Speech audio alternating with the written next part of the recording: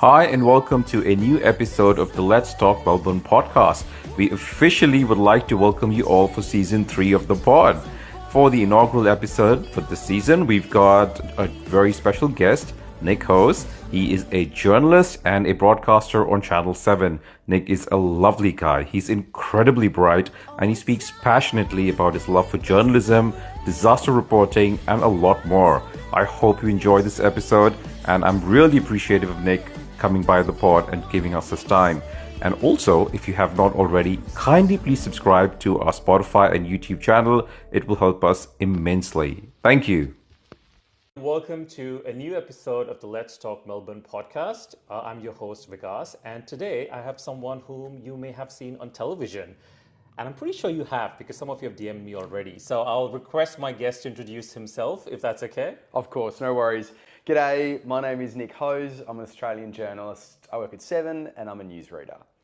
Like, what's up, man? How are you doing? Mate, I'm great. It's lovely to be here. Thank you for having me. Thank you so much for doing this, and welcome to the show. I've been wanting to get you for a very long time. I've been following your career and, it's like watching you on TV. And I was like, so when you said yes, I was really, really rapt that you agreed to it. Now, before we jump on, do you want to just, if I can ask you a question, do you remember the exact time that you decided that you want to be a journalist? I can actually. Great question. I was sitting on a jetty on the Central Coast in New South Wales, and I was agonising, racking over in my brain about what it is I was meant to do with my life. Yeah.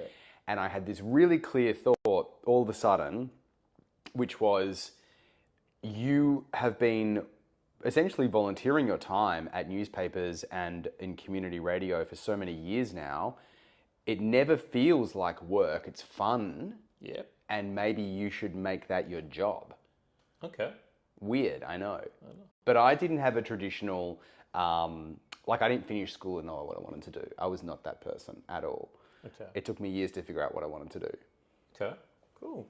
Actually, one of your, I want to say schoolmates, messaged saying that they didn't know you were a journalist until they saw you on TV. I can't mention who that person is because they've told me not to. Sure. But I guess you could recognize them.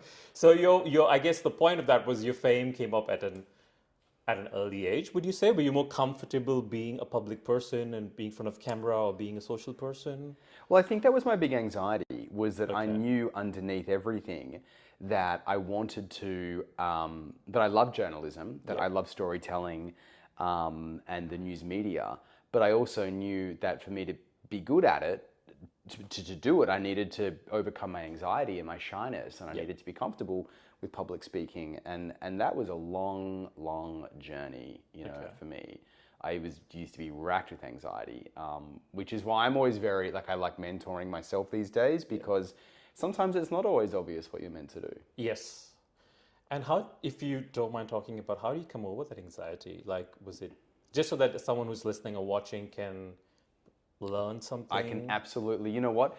This is thousands of dollars worth of therapy. And if I can crystallize it into one sentence, you have to go towards the thing that scares you. Okay. So just jump.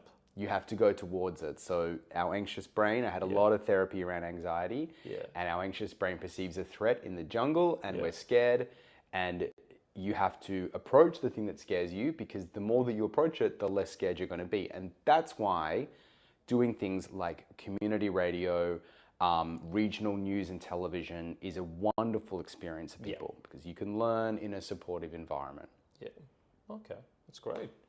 Now, you've got a pretty cool career. You've had a stint in New York and you did a bit of work for NPR, which I didn't know until recently. That's pretty awesome. Thank you. Do you want to talk about how NPR, it's great question. It's awesome. Yeah, how did you get into that? I loved working at NPR. It was a life-changing experience for me. Yeah.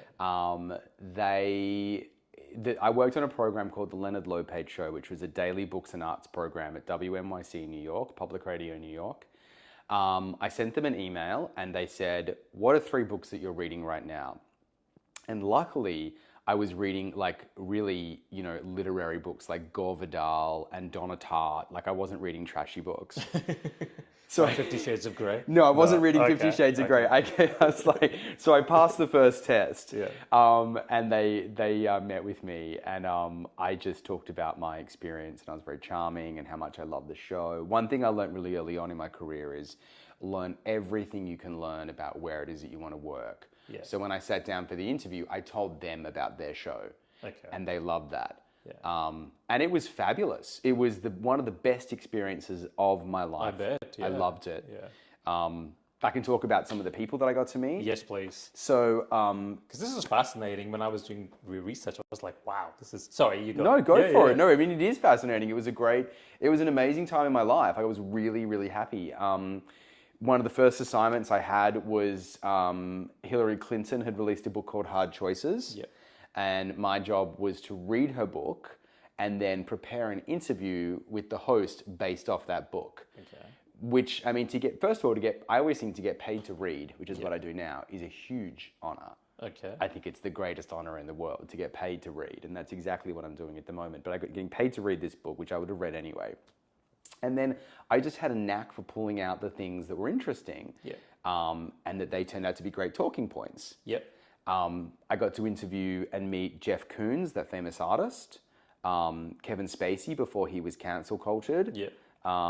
And one of the biggest names was Joan Rivers right before she died. How amazing. How was that experience like? It was Like, she's one of the greatest comedians in the world and still is regarded as one of the greatest comedians, not just the greatest female comedian, but greatest comedians. How was any memory? I was so excited to meet her right up until the point when I had to meet her, and she was terrifying, actually. I was so scared. I had done all my research. I was across it. I asked to do it. I advocated for it. And then Melissa, my boss, said, "All right, Nick, Joan's here." And I thought, oh my God. So I went out to the green room. My job was to welcome them. I mean, like, you got to understand, like, I was low in the pecking order. And I walked out there and I watched her on the Australian Logies, and Richard kept calling her Ms. Rivers. And so I thought, okay, I'm going to call her Ms. Rivers. So I was like, "Ms. Rivers, it's lovely to see you." And she was there with a huge entourage in the green room. She had to give the context, Hillary Clinton had about 6 people with her. Yeah. Joan Rivers had about 13. So she had a huge entourage. Yeah. And I said, "Ms. Rivers, it's lovely to see you." And she looked up at me, because, you know, she's tiny and she's old. And she goes, "Joan." And I said, "Okay, well, Ms. Rivers, we're going to get you set up in the green room." And she goes, "Joan." Yeah. And then I started rambling because I was so nervous. And she started clicking her fingers at me, which was even more terrifying. And she said, "Joan, call me Joan."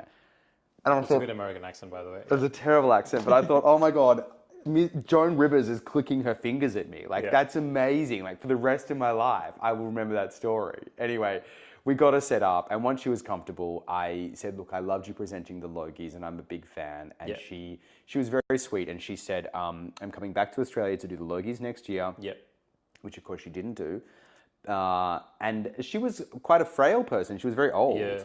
And I walked her to the studio, and as I was about to hand her over, she gave me her scarf, which I thought was beautiful. She just put it on me, and she did it up, and she said, "That looks really nice on you." And I said, "Thank you." That's lovely. And then she died 2 weeks later. So it was a big time, but it was an amazing experience.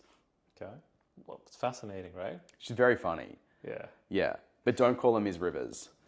Well, now we clearly won't be able to, if we wanted to. But before we jump onto the thing that you're most passionate about in terms of reporting and as a journalist, do you ever get starstruck now after being so many years in the industry? Do you meet someone and you're like taken aback, like, or you're now more comfortable with meeting famous people and it comes naturally to you?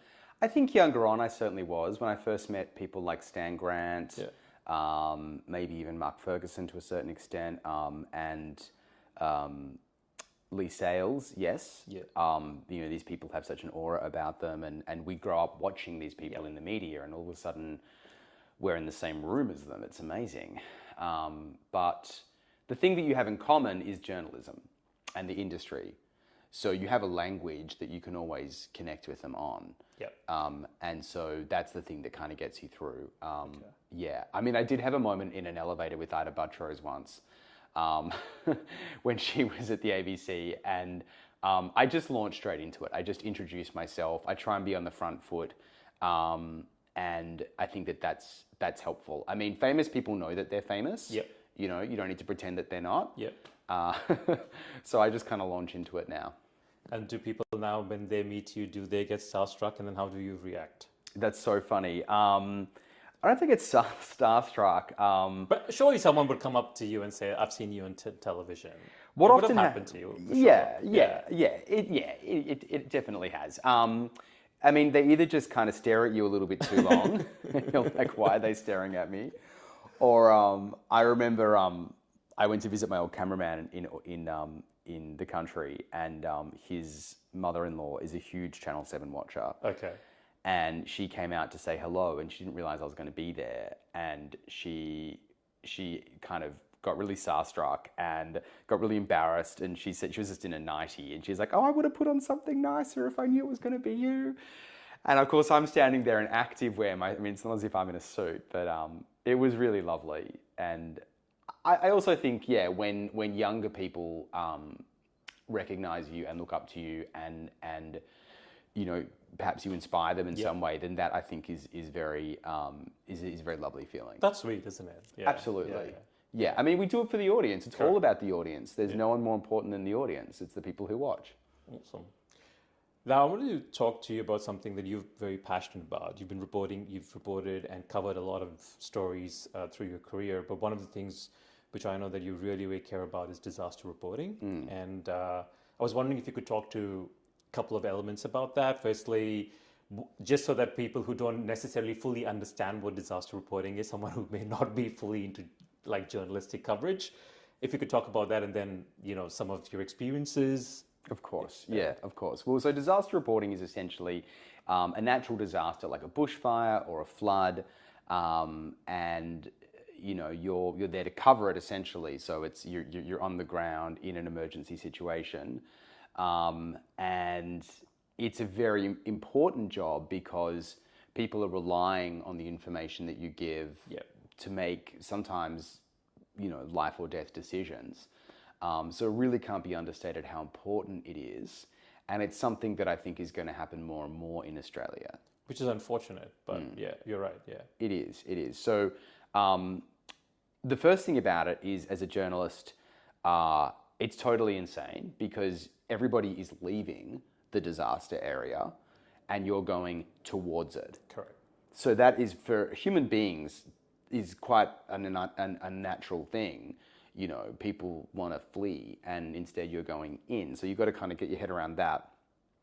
And then the second thing that you really need to understand is that, you know, the people that you're meeting who are on the ground in a disaster are going through trauma. Yeah. And they may not even be aware that they're in trauma. Yeah. But they, you know, I asked people, you know, did you think you were going to die? Yeah. And they said, absolutely. So that's a lot, you know, to have to hold space for those people and be present for them, you know, and this wasn't like a week ago, it was like last night. Oh, wow. Yeah. Like you're in a disaster zone. So it's yeah, I think it's an incredibly important job, and it's a big responsibility. Do you get scared yourself when you go into these, because these are, you know, people are telling you to evacuate and leave everything, and you're right there in the middle of all of that. How do you, A, do you get scared?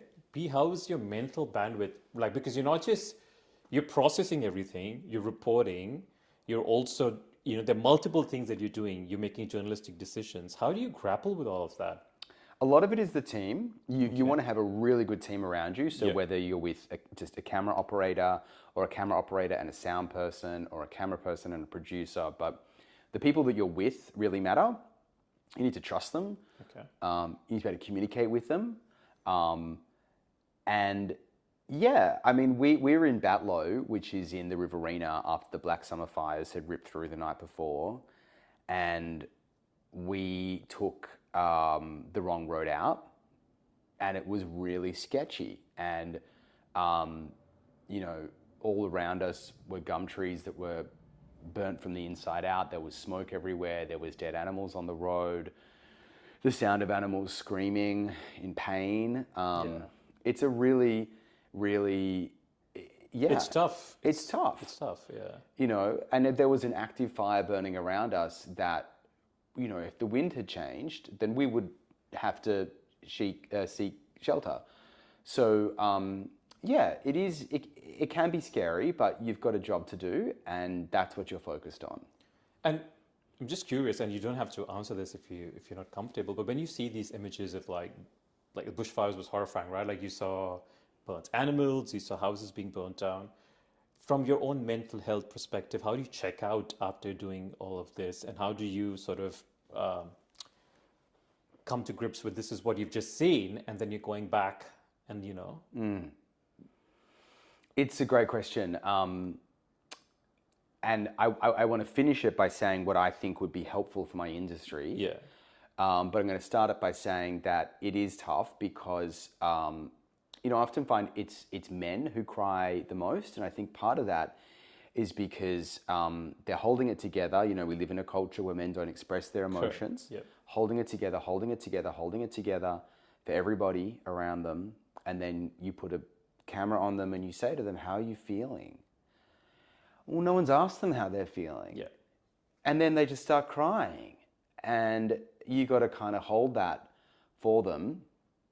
You know, in one instance at ABC 7:30, we had to play a woman's 000 phone call back to her where she was begging for a fire truck and begging for her life, essentially.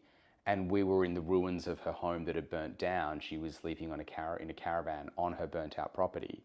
And we're sitting there playing her 000 phone call back to her. And, a big part of the job is like holding space for these people. Yep.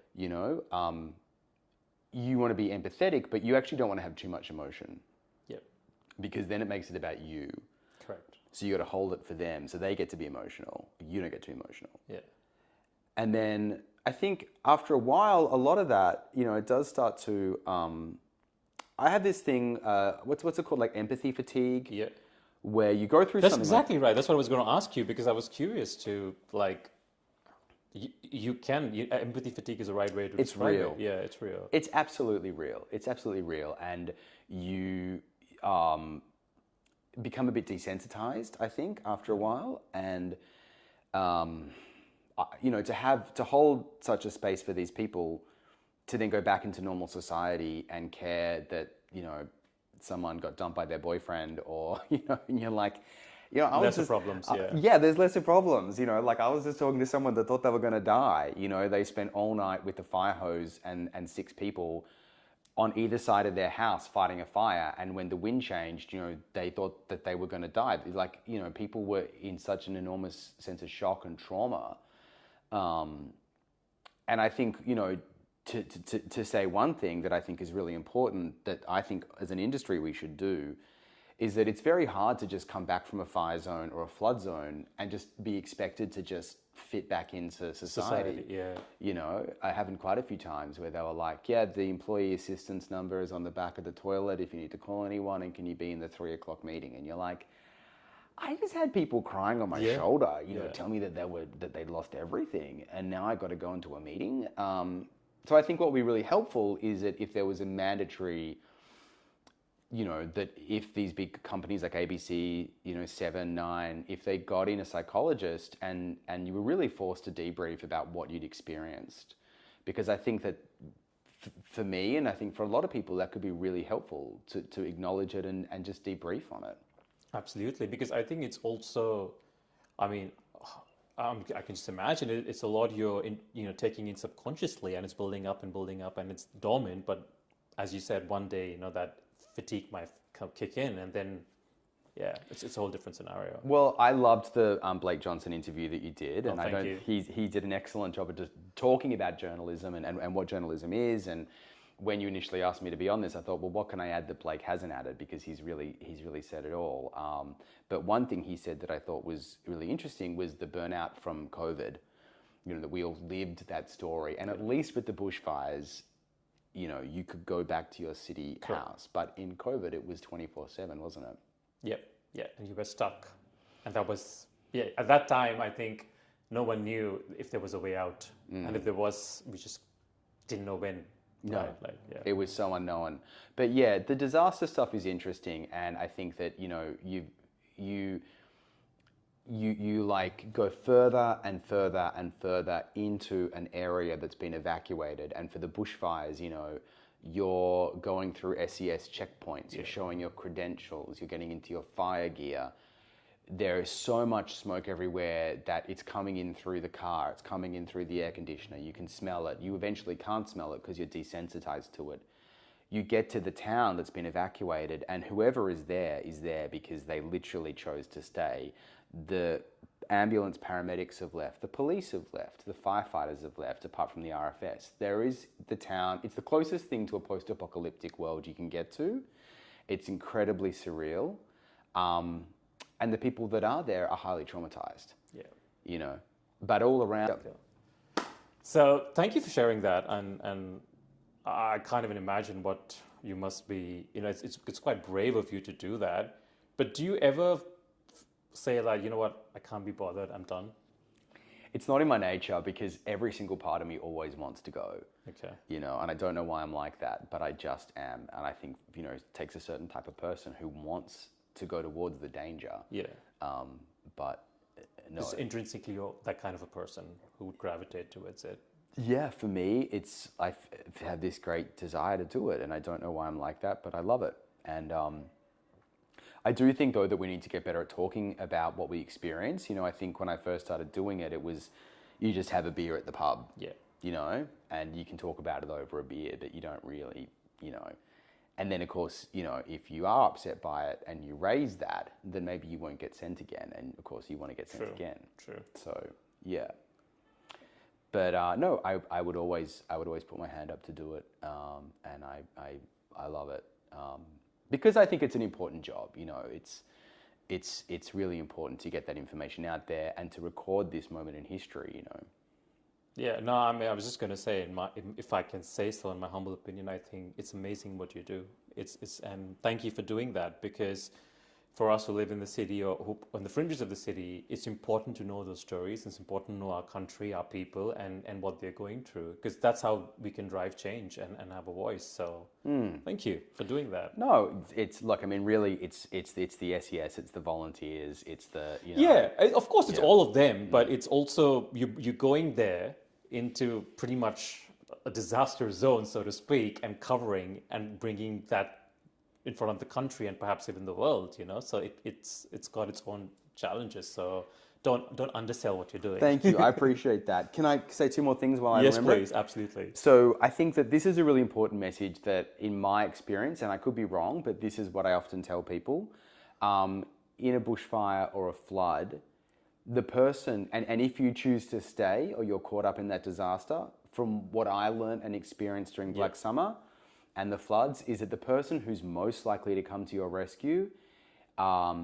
is probably going to be a neighbor. Yeah. It's probably going to be someone in your community. Yeah. The first responders and emergency services are so stretched in a disaster that they rely on community involvement. Absolutely. Yeah. And the second thing that I observed during these disasters was that, and it is, I know it for a fact, it is now being studied, but often the place to get the most up-to-date information was Facebook. Oh, really? Correct. Okay, interesting. Because people are uploading information in live time. All of those community Facebook pages during the Black Summer bushfires, people were using them for survival. They were like, this road, blocked by fire, don't take it. Live updates, yeah. Live updates. Like, we as the media were going to the community Facebook pages sometimes to find out information because it was the most up-to-date information. So I know that's being studied now, and I think that's really interesting because that'll inform future disasters, I think. Yeah, I was watching one of the stories where they just wanted to take all their pets with them and not leave. I mean, it was just heartbreaking to have to not just leave your memories, but, take your whole family and go there. So, yeah. Obviously you've covered so much, you've got so much experience. Any tips you want to tell to people from your reporting experiences that perhaps they could do better when they know that an emergency has been declared and they resist for emotional reasons or whatever other reasons, or perhaps even financial reasons. No, I mean, I get it. Like, well, the financial reason is real. The real, yeah. Yeah, I mean, I led a lot of people in the Port Macquarie floods that weren't insured or were underinsured, and people who were just hoping for the best that lost everything, and that's really tragic as well. But at least that no one died. But I mean, my advice would be to, if you're being evacuated, to leave. I would never stay, and if my family members were staying, I would be so worried because you're on your own. Yeah. You are really on your own. And I think sometimes people don't quite understand that. No one is coming to rescue you. If your town is evacuated and you choose to stay, you are on your own. Okay. And what tip would you give to someone who wants to do what you're doing? And when they're going in this reporting from these, like... Sure. Yeah. Well, if you're doing disaster reporting, I think the most important thing to remember is to have an enormous amount of empathy. We saw... when Scott Morrison went to the fire ground and that he tried to shake that woman's hand and she wasn't interested, he's meeting people who are in trauma. Yeah. They haven't probably slept the night before. Many of them probably thought they were going to die. They were defending their homes. So you need to be incredibly empathetic. Can I swear on this podcast? Absolutely. Yeah. All right. So you might get told to fuck off. Yeah. Like we got told to fuck off a few times, and you have to just you can't take it personally. It's like they're in trauma. They're just acting out. They're acting out, and they're like, oh, the news crews are here, But it's like we're not exploiting the story. Like we're here to tell the story of what happened to you and to help other people who live in this area who potentially could be affected. So you need to have thick skin and not take it personally. If that happens to you, and remind yourself again and again that these people are in trauma. They've been through a traumatic experience. Yeah. So keep reminding yourself on that. Keep reminding yourself and being patient with them, because it's probably the last thing they feel like doing is talking to the media about what they've been through. But for some people, it's very helpful, Yeah.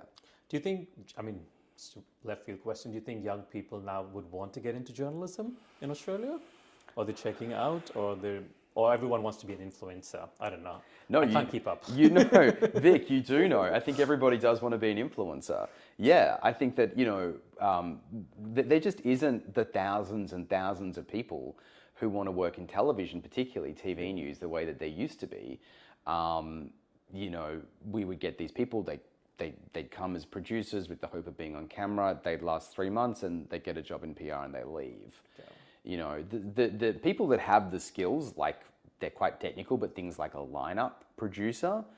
I got a friend who does lineup for The Project on Channel 10, and they fly him down to Melbourne on a Sunday from Sydney to do lineup. Oh wow. Yeah, because they can't find someone in Melbourne. Yeah. These skills are becoming rarer. Wow. I think less and less people want to work in this industry, and I get it. Is it just because of the pay parity or working hours, or just generally the post-Trump? I mean, I hate saying this, but in the post-Trump world, that everyone's just disenchanted by journalism in general, no matter which part of the world you go to. I think that there is. I think there's a little bit of that. I think that social media is completely disrupted journalism and the way that we consume news. I mean, I look at us all, we're all slaves to our phones and to Meta, and we're constantly uploading stories and pictures of our lives and providing content for free to this company so that our group, I'm guilty of that too. I'm totally guilty of that. Yep. Follow me on Instagram, nick.hose. No. So yeah, I think that we're competing with social media in a weird way, and I mean, my thing about the news is, like, I watch the 6 o'clock news, but I know, well, I mean, I'm on the 6 o'clock news, but I know the news at 6. Yep. I'm going to Channel 7 to watch it. I'm going to the ABC to watch it. I'm going to a media network to watch it because I want... You want facts from that particular organization. Yeah, exactly. Like, what's the 7 lens? Like, what does Mark Riley have to think about what happened in Parliament House today? Or what does Laura Tingle have to think about what happened in Parliament House today? I want to know what they think. So... Yeah, it's definitely changed. Whereas obviously breakfast news, breakfast TV can respond to live events in a way that maybe 6 o'clock news can't. It's more fluid, goes for 3 hours. Okay. Yeah. Now, before we jump on to the fun one, I don't want to sort of take more of your time on this one. Has it ever happened where your own personal views or reporting has not, or probably countered the editorial decisions? And do you have you been in a situation where you have to face something like that, or is it just been everyone's on the same page most of the time? Oh, Vic, every day, of course. Yeah, absolutely. But you have to do it for them. I mean, there are a lot of people in regional Victoria and New South Wales that don't want solar farms in their region. Yeah. And even though I am obviously pro green energy and I want to see a green economy and obviously I agree with that, I also understand that people feel like they're having this rammed down them by the government. No one's explaining it to them. Yep. And we have a job to tell their story. So, I'm on the side of the audience, really. And I could, fundamentally believe something, but I also believe in their right to be heard and their concerns. So, yeah, because it's an interesting dilemma, for lack of a better word, because you're there to eventually report facts. Correct. Regardless of how you feel, I would imagine. Absolutely. But then that comes in the way at some point, or? No, well, I mean, I'm making it for the audience. Yeah. Like, they're the people who are watching, and so I'm making the news, we're creating the news for them, and we're going to present them with the facts. And, even when I was like reading a Donald Trump intro, regardless, I'm not going to talk about my feelings on Donald Trump, but, I'm reading it at the ABC, and I'm thinking, well, there are some people, I'm going to be neutral. Yep. It's my job to be neutral. Yes, yes. And I believe that people are smart and they can make up their own minds.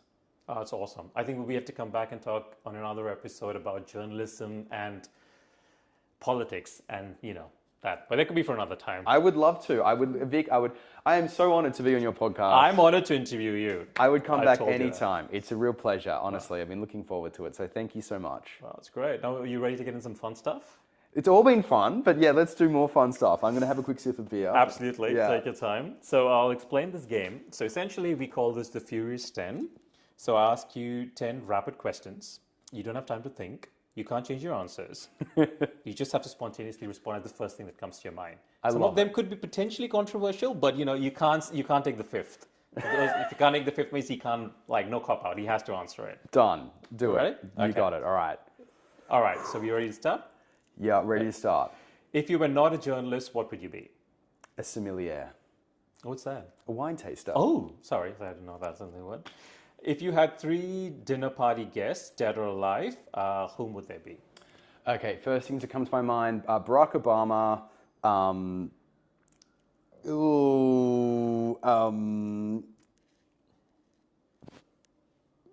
God, this is harder than you think, isn't it? It is. Gore Vidal and Madonna. Oh, interesting. Barack Obama. That's an interesting dinner party that you'd be having. I think it'd be funny. Now, if you were given an assignment to cover the AFL Grand Final or a Taylor Swift concert, and you could attend the Taylor Swift concert, which one would you choose? Probably the Grand Final, even though I love Taylor Swift, because I feel I kind like of knew you would say that. footy fans in their element, it's just such a pleasure to see people excited about the footy. So I'd probably have to choose a footy for the fans. All right. Yeah. Thank you for doing that on behalf of Melbourne. Yeah. Or Victoria, actually. I bet I got trouble. Yeah. So your top 3 celebrity crushes. Oh, okay. I need to think quickly, don't I, for this game to work. Or can I say Taylor Swift? We can say whoever you want. Because she's absolutely beautiful. Yeah. I loved. This is so embarrassing. Adam Brody. Okay. Oh, he was really good in the new Netflix show. Yeah. He's so dorky and funny, and I find that kind of really appealing. Yeah. And third celebrity crush. Oh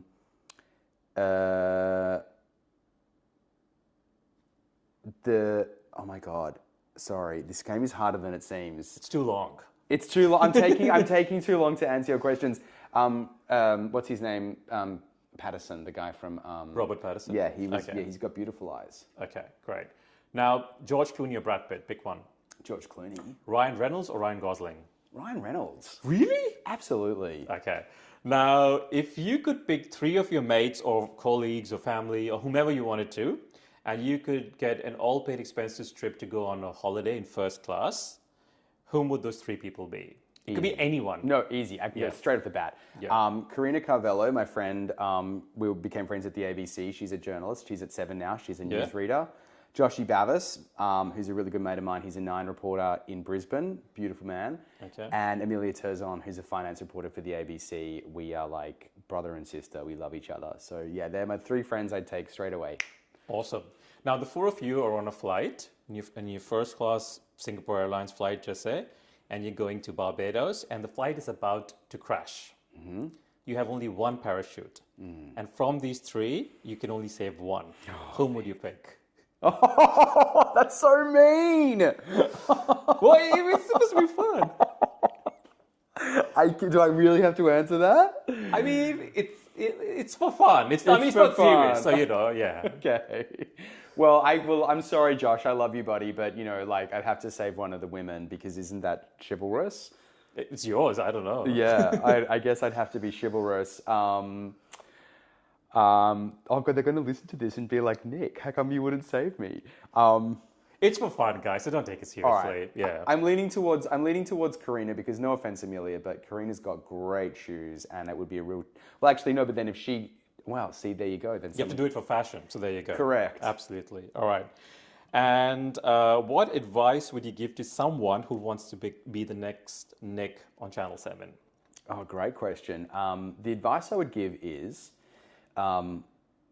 be honest, be authentic, be real, be confident, and find mentors, find and build a coalition of people in your industry that you can go to for honest advice. Yeah. People that you're not competing with for a job, but people that have already been successful, and just absolutely rinse them for advice and opportunities, because that's what I did. And no one gets anywhere without help, right? Correct. Yeah. Yeah. So yeah, find some really good mentors. All right. And last question. If a biopic was made on your life, which actor would you like to play you? Can it be Pat Cummins? It can be whomever you want it to be. Pat Cummins, I saw him do an interview the other day and I thought, he is just so confident and lovely and nice. He seems so kind. He's so good at cricket and he's got very pretty eyes. Yeah, so he will be also, biopic would involve all your dating life as well, so you would have to play that. Sure. All right, thank you, Nick. That was fun. Now, you mentioned something interesting about mentoring, and you doing mentoring yourself. Correct. So if someone wants to, I don't know if you want to share, like if someone wants to come to you for mentoring, do you have like a criteria, or do you have a process that you put in place to vet people to sort of?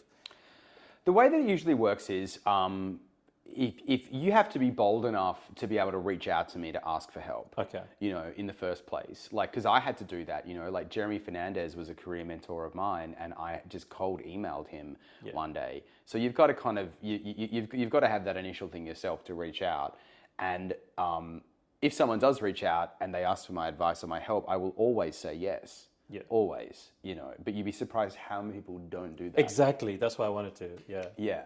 So obviously, the criteria is just that you need to be passionate, and you're interested, and I'm willing to help you. And how can people reach you if you want to like? They can absolutely reach me. They can follow me on Instagram. I'm nick.hose. We'll put the links on the Spotify stuff. Yeah, or you can email me at 7 and I will get back to you. And I genuinely enjoy mentoring. I enjoy it more than I thought that I would. Awesome. I mean, many of the listeners who have started off as grads would appreciate this. So Well, and I'll do a quick shout out to Declan Milton, who's a pretty junior regional reporter at 7 in the Central West. He's doing such an amazing job. I'm so proud of him. He's killing it. And Declan, if you're listening, well done, buddy. Keep going. Good on you, Declan, and maybe we get you on the pod one day. Absolutely. Yeah. All right. This has been fun, Nick. Thank you so much for doing this. Now, we always end our podcast by 2 questions. One is, what's your anthem song? Kenny Loggins' Danger Zone. Okay, and do you want to say why? I love 80s music. Okay. 80s music for me is just, it always pumps you up. It always makes you feel good or feel sad. They're anthems, The 80s It's got a bit anthems. of a swagger as well. Absolutely. Yeah. And the lyrics, I really love lyrics. I'm a lyrics guy. I love words. And so the lyrics to that song are pretty simple, but the more intense the heat, the closer the intensity to the danger zone. It's about you're not really alive until you're in the danger zone. And that's for your mantra for your job as well. I love that song. It's my mantra for life. I was driving here today and I was listening to Gold FM and it came on and I was like, that is a sign. Yeah. Because I'd already said it was going to be danger zone. Okay. Yeah. Awesome. And what's the one thing you love about Melbourne? I know you're a Sydney sider, but we'll forgive that. But you're originally a Victorian resident, right? Well, I grew up in Melbourne. So there you go. He's an honorary Melburnian. I grew up by in Melbourne. default. My whole Yeah. family's in Melbourne, and Yeah. I do read news for parts of regional Victoria. So I do have connections to Melbourne, obviously. Melbourne's a great city. Melbourne doesn't really give a shit whether you like it or not. Yeah. It's got an edge to it. The people who live here have an edge to it. It's a cool city. It's a really cool city, and I think that I've enjoyed watching Melbourne grow, and I can't wait to see where Melbourne goes because Yes. it's always evolving. This city, right? It's always evolving. The people who live here, the people are the city, and it's the people that make up this place. Yeah. No, I love Melbourne and all those people on Bondi and Rose Bay with low body fat percentages annoy me. So I like that in Melbourne we are a little, rounded. Yeah, So, I would say that. Yeah, I mean, Sydney's very pretty, right? Like, yeah, it's very shiny. true. So thank you, Nick. I really appreciate you doing this podcast. You're welcome back anytime. And if I can say so, congratulations on all your achievements. I think it's fantastic. You should be really proud of yourself. And if I may say so, and I think you're doing great work. And please continue to do what you're doing because journalism is important. Journalists like Nick is important. And the work he does is important for our country and for a community. So congratulations, mate. Vic, thank you so much. I appreciate No being on your podcast. It means a lot, and thank you for listening. And we'll be back soon again with a new guest. But thank you.